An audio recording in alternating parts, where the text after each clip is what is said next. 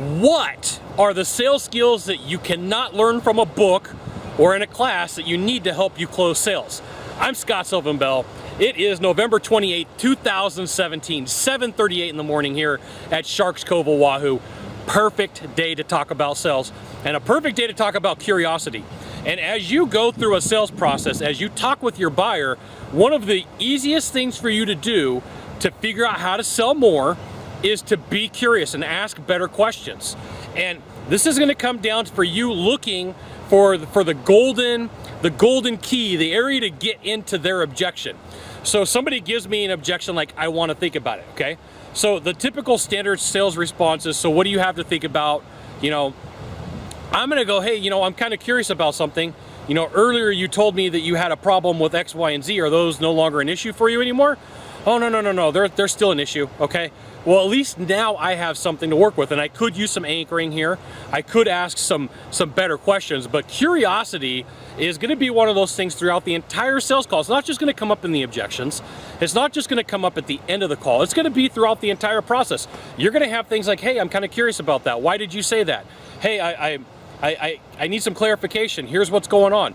Can you give me an idea? Can you share with me? Can you help me out? There's all sorts of different phrases that you could use to drag out information. A lot of times salespeople ask one question and then they get the answer and then they don't dig any deeper.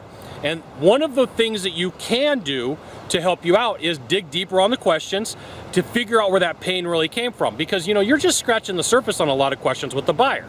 And, you know, I hear people say, Scott, if I ask those questions, the buyer's going to get mad at me. And no, they're not, right? Every other salesperson that comes and talks to them gives them all the same questions, never asks for clarification, never's curious, never does the real thing to help them out, and sells on price.